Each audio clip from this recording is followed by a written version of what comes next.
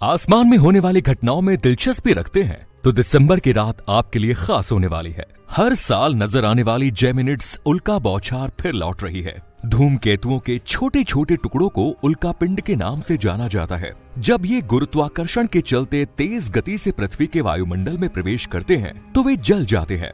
ये चमकती लपटें इसे एक बौछार जैसा रूप दे देती है। आसान भाषा में कहा जाए तो आसमान में तारों की बारिश होती हुई दिखाई देगी। तो आज के इस वीडियो में हम उल्का बौछार की बात करेंगे और इसके बारे में सब कुछ आपको बताने की कोशिश करेंगे। तो बने रहिए हमारे साथ वीडियो के एंड तक। शुरू करने से पहले आपका स्वागत है। दोस्तों, दुनिया भर में इस नजारे को देखा जा सकेगा। भारत में भी ये उल्का बौछार नजर आएंगी, बशर्ते कि आपके इलाके में मौसम साफ रहे। अमेरिकी अंतरिक्ष एजेंसी नासा के अनुसार जेमिनिड्स उल्का बौछार हर साल दिसंबर के मिड में अपने पीक पर होती है। इससे सबसे अच्छी और लगातार दिखाई देने वाली उल्का बौछार माना जाता है।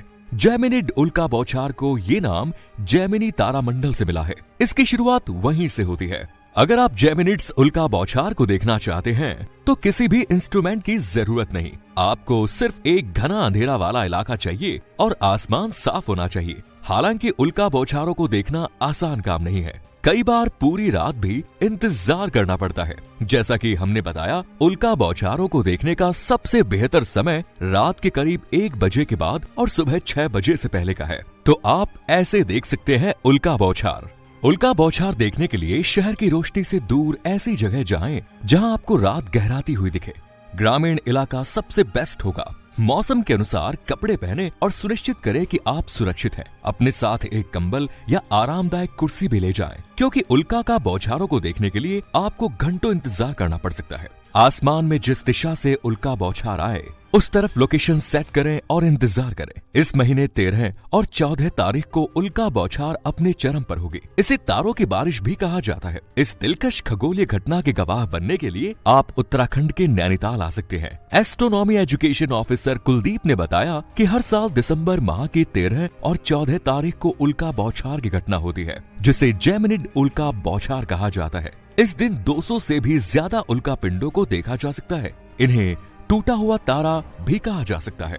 तो क्यों होती है जेमिनिड उल्का बौछार? उन्होंने बताया कि हमारी पृथ्वी सूर्य के चारों ओर अपनी कक्षा में घूमती है। ब्रह्मांड में मौजूद धूमकेतु भी ग्रहों के समान सूर्य की परिक्रमा करते हैं। ऐसे में अंतरिक्ष में मौजूद पथरीला धूमकेतु 3200 फैथॉन जब सूरज के पास से गुजरता है तो ये धूमकेतु जलने लगता है। तब इसके टुकड़े तेजी से पीछे की ओर इससे निकल जाते हैं और अंतरिक्ष में उल्का पिंडों के रूप में बनते चले जाते हैं। वहीं इसके बहुत सारे उल्का पिंड पृथ्वी की कक्षा में भी रह जाते हैं। ज्यादातर 13 और 14 दिसंबर की रात जब पृथ्वी अपनी कक्षा से गुजरती है तो पृथ्वी के गुरुत्वाकर्षण के कारण ये उल्का पिंड पृथ्वी की तरफ आते हैं। जैसे ही ये उल्का पिंड पृथ्वी की कक्षा में प्रवेश करते हैं तो पृथ्वी के वातावरण के कारण इन्हें घर्षण मिलता है और ये जलने लगते हैं, जिससे हमें आसमान में प्रकाश की बौछार दिखती है, जिसे जेमिनिड उल्का बौछार कहा जाता है। उल्का पिंडों की बारिश सुबह के 2 बजे से 3 बजे के बीच चरम पर होगी और 100 से अधिक उल्काएं धरती की ओर आएंगी। जैसे कि हम बता चुके हैं कि बेंगलुरु वासी इसे बिना किसी इक्विपमेंट या टेलीस्कोप से केवल अपनी आंखों से देख सकेगा। जेमिनिड मेटियोर शावर एस्टेरॉयड क्षुद्र ग्रह या रॉक कॉमेट 3200 फैथॉन के पीछे छोड़े गए धूल भरे मलबे का एक कारण होता है। ये उन प्रमुख उल्का पिंडों की बारिश में से है जो धूमकेतु के कारण नहीं होती, क्योंकि जब पृथ्वी उल्का पिंड 3200 फैटन द्वारा पीछे छोड़े गए धूल भरे रास्ते से गुजरती है तो उल्का पिंड द्वारा छोड़े गए उल्का पिंडों के हिस्से हमारे ग्रह के ऊपरी वायुमंडल में फंस जाते हैं और हमें जेमिनिड मेटियोर शावर के रूप में दिखाई देते हैं। नासा ने बताया है कि जेमिनिड्स 78,000 मील प्रति घंटे यानी कि 35 किलोमीटर प्रति सेकंड की यात्रा करते हैं। इसकी गति चीते से लगभग 1000 गुना तेज है और दुनिया की सबसे तेज कार से लगभग 250 गुना तेज। उल्काएं आमतौर पर धूमकेतुओं के टुकड़े होते हैं। जैसे ही वे तेज गति से पृथ्वी के वायुमंडल में प्रवेश करते हैं वे जल जाते हैं, जिससे एक शानदार जेमिनिड मेटियोर शावर बनता है। नासा ने जानकारी दी है कि उल्कापिंड धूमकेतु के बचे हुए कणों और क्षुद्र ग्रहों के टुकड़ों से आते हैं। जब ये सूरज के चारों ओर आती है तो अपने पीछे धूल का निशान छोड़ जाती है। हर साल पृथ्वी इन मलबे के निशानों से गुजरती है जो बिट्स को हमारे वायुमंडल से टकराने देती है, जहां वे आकाश में तेज और रंगीन धारियां बनाते हुए दिखते हैं। पृथ्वी जब इनके करीब से निकलती है तो ये आसमानी बारिश करते हैं। फैथॉन से निकलने वाले पत्थर 1.27 लाख किलोमीटर प्रति घंटा की गति से धरती के वायुमंडल में प्रवेश करते हैं। आज उस खगोलीय घटना के बारे में जानकारी दी जा रही है जो अपने आप में अद्भुत होती है और हर साल केवल एक बार होती है। इसे जेमिनिड मीटियोर शावर कहा जाता है। हर साल दिसंबर महीने में पृथ्वी अंतरिक्ष में एक ऐसे स्थान से होकर गुजरती है जहां पत्थरों का मलबा ज्यादा होता है। पृथ्वी के वातावरण में प्रवेश करते ही ये हवा के घर्षण से जलने लगते हैं और तारों जैसे दिखाई देते हैं। वैसे तो पृथ्वी पर रोज ही उल्कापिंडों की बारिश होती है, लेकिन ये इतने कम होते हैं कि हम इन्हें देख नहीं पाते। लेकिन आज उल्कापिंडों की बारिश अपने चरम पर होगी। इसमें डरने की कोई बात नहीं है। ये एक सामान्य खगोलीय घटना है जो लाखों सालों से धरती पर होती आई है। खासकर उत्तरी गोलार्ध में ज्यादा साफ होगी। इसे आप बिना किसी यंत्र के अपनी आंखों से देख सकते हैं। आपको बता दें कि उल्कापिंड के टुकड़े काफी बेशकीमती माने जाते हैं और उनकी कीमत साइज के मुताबिक करोड़ों रुपयों में हो सकती है। कई प्रोफेशनल लोग इन्हें ढूंढकर बेचने का काम भी करते हैं।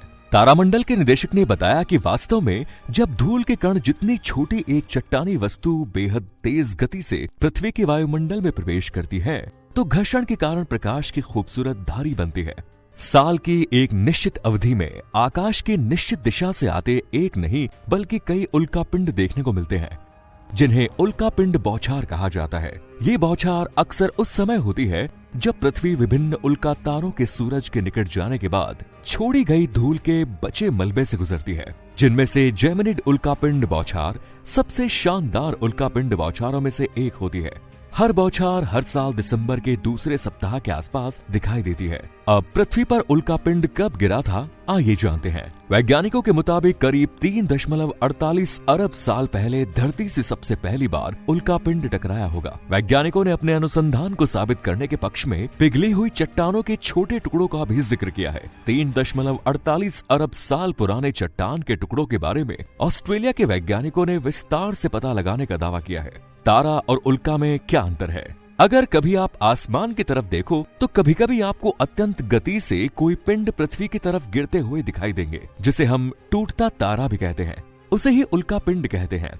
सूर्य और किसी भी अन्य तारों की परिक्रमा करने वाले खगोलीय पिंड को ग्रह कहते हैं। तो उम्मीद है आपको हमारा ये वीडियो बहुत पसंद आया होगा। हम पूरी कोशिश करते हैं कि आपको एक ही वीडियो में पूरी जानकारी दे सके। अगर आपके इस वीडियो से संबंधित कोई और सवाल है तो आप हमसे पूछ सकते हैं। हमें कमेंट्स करिए और चैनल को सब्सक्राइब जरूर करिए, बेल आइकन को जरूर प्रेस करिए। धन्यवाद।